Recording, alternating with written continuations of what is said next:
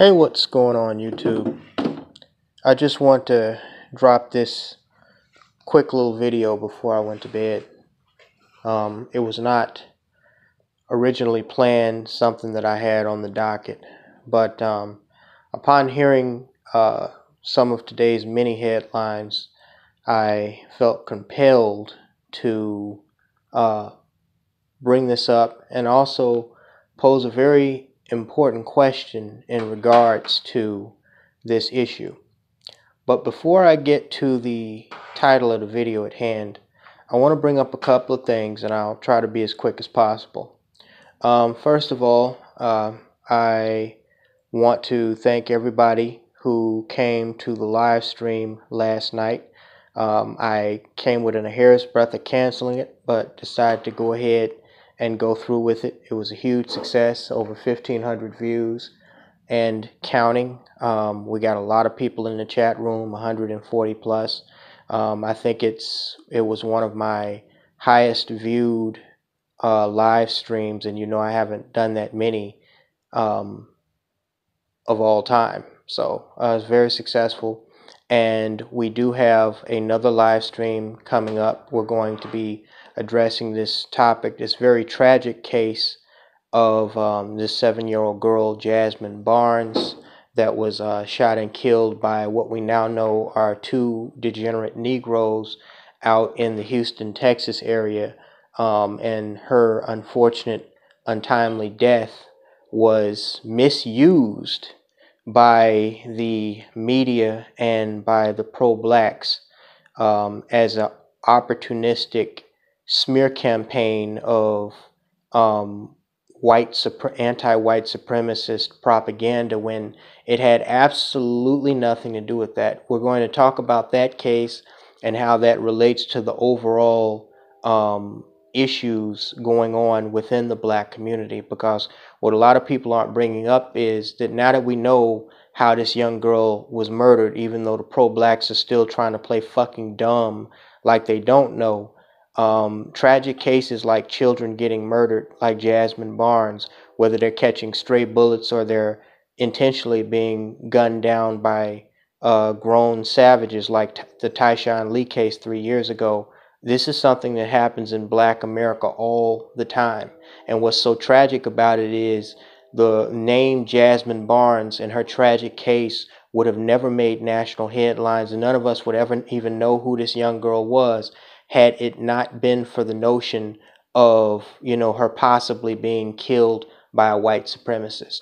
So stay tuned. That's the next live stream coming up. I will likely be doing it early tomorrow, sometime either in the late morning or early afternoon. But I guess you guys will find out one way or the other.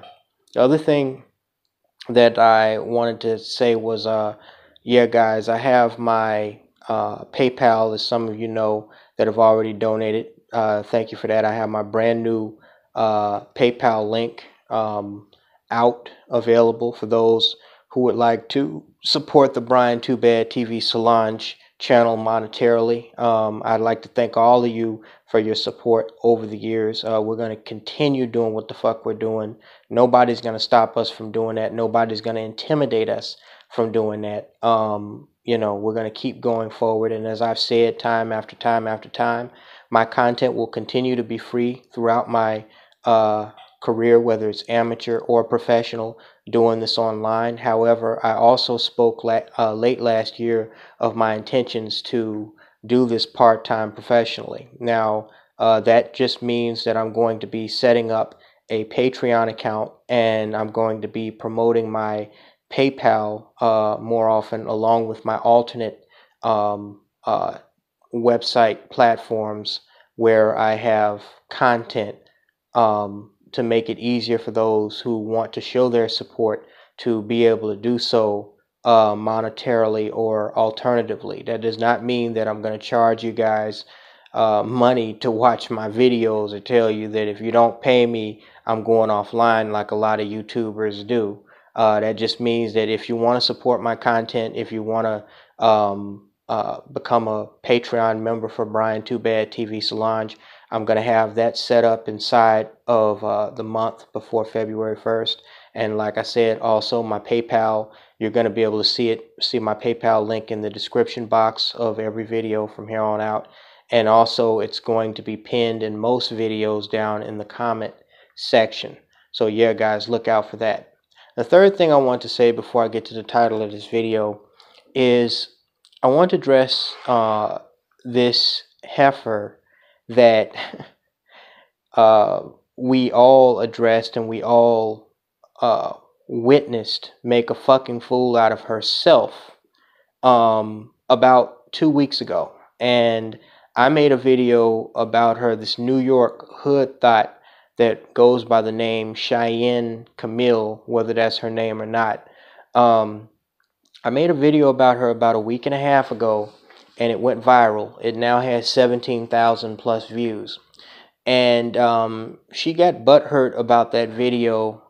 She was already super sensitive to people leaving, black men particularly, leaving comments in the comment section of her 2 videos, talking about her interracial past and how now all of a sudden she's pro-black, because they were basically calling her exactly what she is and calling her out on her bullshit. We don't have to repeat the stuff that was in the comment section. We know, because it was the same thing that we were thinking, subject for another video. So now this heifer has decided that since I have the most popular video about her, as I did about Paris Milan up to a certain point, that she would take a page out of Sansa Ray, Egypt Dan, Crystal and Kerosene, Sophia Nelson, Simone 56, Paris Milan, and any of a number of, just delusional black bimbos on YouTube that think they can control black male content. And she's now threatening to have, I guess she calls herself threatening, as you can see in the screenshot here, to have that video removed via filing a copyright complaint, which means that she would have to submit all of her personal information, including her name and her address, to YouTube for them to be able to process the copyright claim. Whether or not she follows through on that threat, I don't know. But if she does follow through on that threat and YouTube pulls the video down, which is, a very likely scenario, I want to make sure that my supporters, which I'm sure you guys already do, have my back on this, which is why I have created not 1 but 2 duplicate videos of this video, because I am determined to ensure that people are able to access this video no matter what. Okay? Because again, the same thing I told Paris Milan's dumbass: if you make something publicly available, you can't get mad if someone decides to interpret it some way. You can't get mad if someone reuses, the shit that you put out there. If you don't like it, keep it to your fucking self. You were a swirler, and now you want to come back talking about your pro-black, while putting on 10 pounds of fake up on your basic looking face, and you think we're just going to sit still for that? No.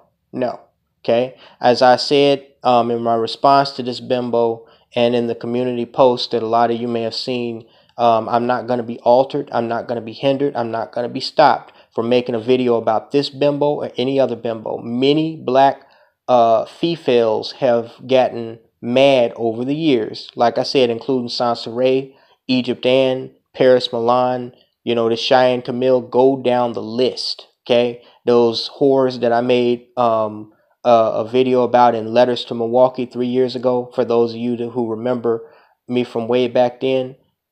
They get mad, they come and they go. They make their empty threats, they write checks that their asses can't cash. We're going to continue moving forward. So if you would, I just want you guys to do something for me. I want you to like and share these duplicate videos. They're going to be in the description box of this video as soon as I get a chance to put them up there. One is on Black Avenger TV, the other one is on BitChute. I'm sure most of you have already seen the video, but whether you have or haven't, please like and share these videos. And also, it's your opportunity to show your support, not only for me, but for black male content and freedom of speech on alternative platforms. Because as I've said before, and this may be the beginning of it, there's going to be another purge coming here on YouTube. And I try to remind myself of that, and, you know, how not to get too comfortable here, because it's only a matter of time before YouTube either prompts itself or they're forced to take some type of action to start, you know, attacking black male content again. So this time we're going to have a secret weapon for them. It's called our own video sharing service, which we already have in Black Avenger TV. Fuck these motherfuckers and the horse they rode in on. I'm talking about the black females and these libtards that run YouTube. I don't give a flying fuck past hell. Anyway, with all that out of the way, now I'm going to try to make this brief as well, because like I said, I need to go to bed. This issue about this Cyntoia Brown, I believe her name is. I believe, if memory serves me correctly, and I'm sure a majority of people here on Black YouTube and throughout the nation have off and on heard the story of this young female. She's the biracial teen that was convicted of first-degree murder. I believe that was either in Kansas or Tennessee, one of those southern states, of killing this white man who had hired her as a prostitute, brought her to his home, and she claimed self-defense, claiming that she was laying in bed with this guy and he was acting weird throughout the night, trying to get her to have sex. She was underage at the time, 16 years of age, and she saw him, he was showing off his guns when he first brought her into his house, you know, after soliciting her on the street for prostitution. And then when they were laying in bed, he started to turn and reach for something. She thought that he was reaching for one of his guns, and she had a gun on her person, which her violent black pimp had given her to protect herself, even though he was abusing her as well. And she shot him in the back of the head. And after shooting him, she left the house. But before she left the house, she also ransacked some of his possessions and belongings. And so the argument throughout her trial before she was convicted and sentenced to life in prison was that, you know, she shot him for the sake of, you know, not having to service him as a prostitute, but being able to kill him and then rob him of valuable possessions. And the defense's argument was that she, you know, had a rough life and, you know, she came up hard. Like I said, she was the product of a biracial conception, and she had been abused by her black pimp, and she had a hard childhood where she had been molested several times by relatives and like boyfriends of her, I think her white mother and all of that stuff. And so she was, you know, psychologically traumatized. I think she was only like 16 years old when this killing and trial occurred, and that's why, you know, she should be granted, you know, parole. And so after serving 15 years, the governor of that state, again, I forget, I think it was Tennessee, but it might have also been Kansas. The governor of that state granted her clemency. And there was a little mini documentary done on Cyntoia Brown not too long ago that a couple of YouTubers had made videos about. And following that, because I think one of her parole hearings was coming up again, in which she was denied parole again. There were strong indications that she was likely going to be granted clemency either by President Donald Trump or by the governor of her state. There was a huge push. I think there was like an online petition signed by a couple of 100,000 people to have her set free and all this, that, and the third. Now, I've actually been following Cyntoia Brown's case for the past 6 years. I followed it back when it wasn't popular, when her name had not, you know, been put on the bucket list by the national media to be, put out there as a household issue.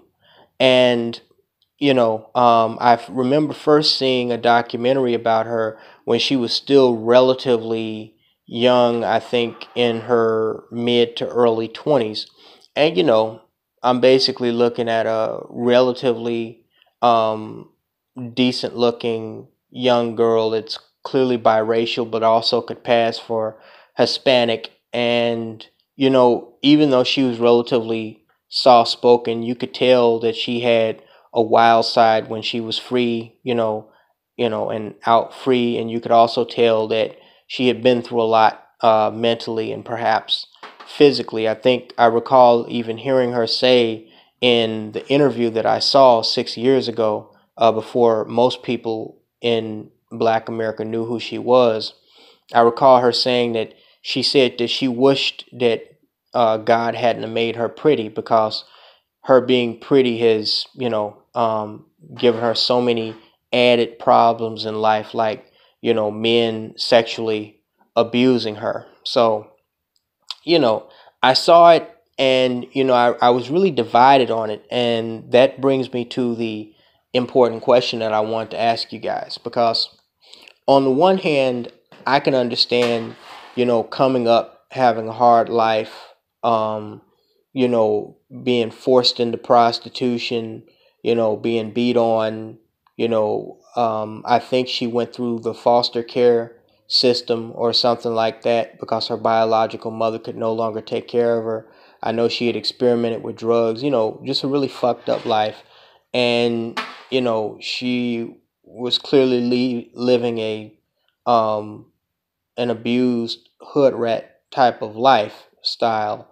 And, you know, it's unfortunate because she ultimately became a product of her environment.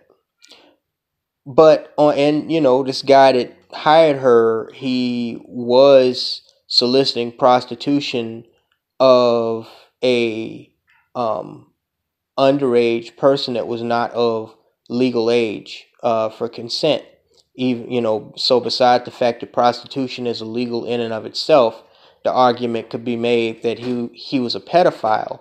However, on the other end of this, on the flip side of this, I'm thinking, okay, first of all, he may not have known that she was 16. She may have lied and said she was 18. She could easily pass, even when she was 16, for an 18-year-old. He may not have known, or he may have known that she was underage. But whether or not he knew she was underage, okay, does that excuse putting a bullet in the back of his head?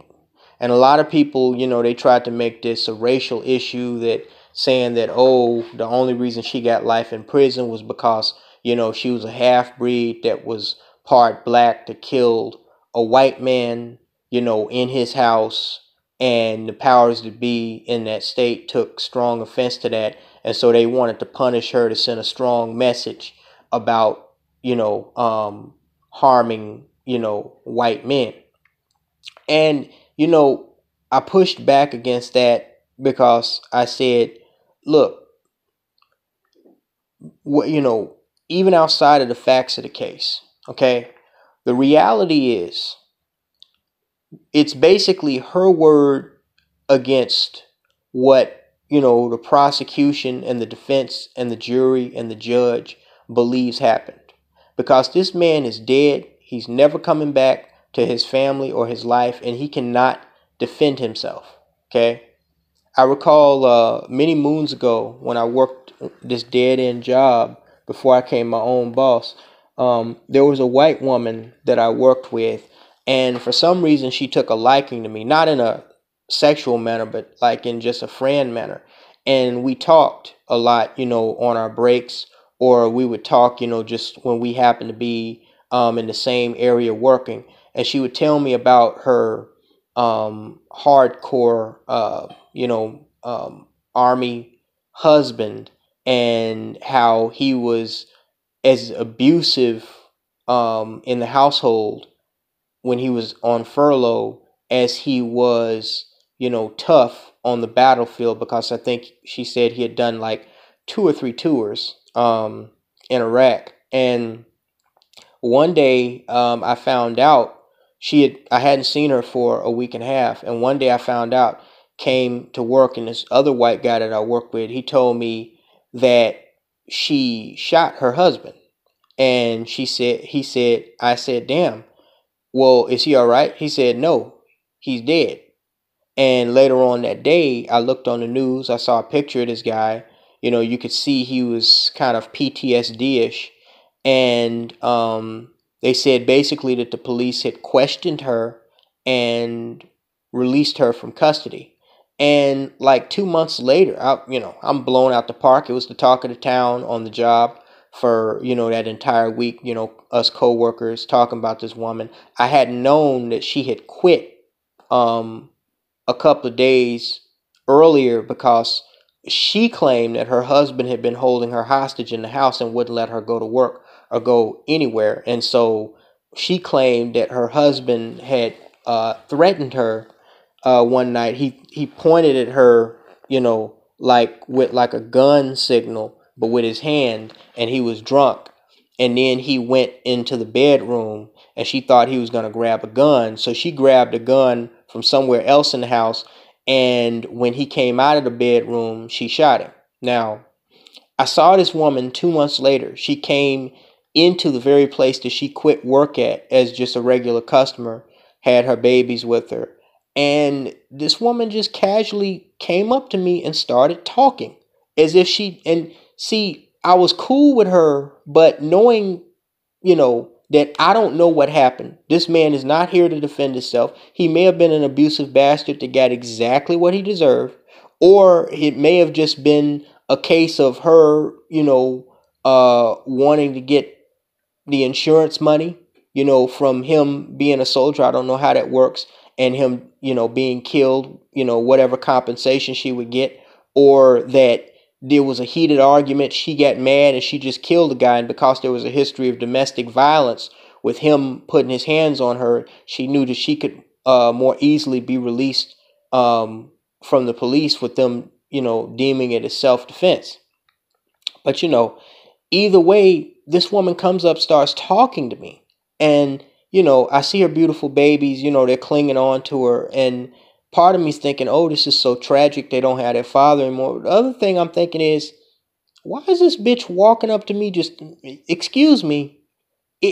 Like, I know we was cool when we worked together, but you just killed somebody. Like, whether it was self-defense or not, like, you got to kind of ease your way into me. Like, a dude can't just walk up and slap a woman on the ass. Like, you can't just come back to me and start talking to me casually.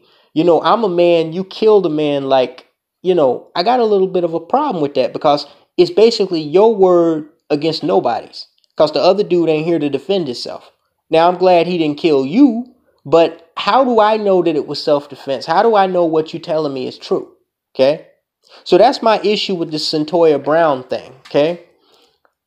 Do I believe this dude was turning around to get a gun to do something to her?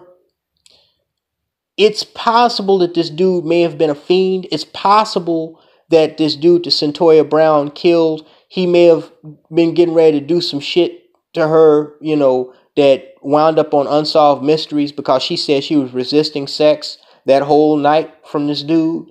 And he finally got it to the bedroom and got her in the bed. He was in the bed, and he may have just decided, well, fuck it, this bitch ain't giving me what I want, so now I'm just gonna force it on her. And that could have turned out to something where, they found her body in the woods weeks later. But it may also have been that she decided that, things were taking too long for her to get paid. And she knew her pimp wanted to get paid. So she figured she'd just pop this dude right quick, take a couple of belongings and some money out of his wallet and leave. I don't know. I think she even called 911 after she shot the dude. So, it's a hard case. But I will say that if anything else, this should be a caution to men, and particularly you black men who can't seem to think without thinking with your dick before you think with your brain. That, when you mess around with these hoes, it's best to vet them, and it's certainly best not to go to a second location with them before you know not only what type of person you're dealing with, but also know what type of person, know what they have on them. Okay. Like I said, with my ex, I never 100% trusted her, and we lived together for 2 years. Like every time I was around her, I always had my guns either locked up or on my person, meaning in my pants pocket. Okay. I went to sleep with my guns. I never left any gun or any knife just laying around the house. And I know a lot of niggas, they do that around they, hood rat girlfriends, this, that, and the third. We remember what happened to that black guy out in Houston, Texas, that got shot in the head by that hood rat bitch that, they were in the car goofing around, and then she just intentionally pointed the gun at the dude and pulled the fucking trigger. You know what I'm saying? So again, nobody knows what happened in the case with Cyntoia Brown. People saying she deserves a second chance because she had a hard life. No, I don't care how hard of a life you have. If you murder somebody, you don't deserve a second chance. They need to throw your ass away under lock and key. But if she was legitimately in fear for her life, myself having had to have pulled a firearm in self-defense not too long ago and had to explain my actions to law enforcement not too long ago, I can support and I can understand that. Okay. But the question really boils down to, who do you believe? Do you believe the prosecution's version of events, or do you believe Cyntoia Brown's? So yeah, my question mainly for you guys was, do you think Cyntoia Brown being granted clemency and being set free, I think she's gonna be set free later on this year from prison now that she's been granted clemency, do you think it was justified? And do you think she will be able to stay out of trouble and become a productive citizen? Or do you believe that basically she just served 15 years of a life sentence for murdering an innocent person? What do you think, guys? Thanks so much, and talk to you later.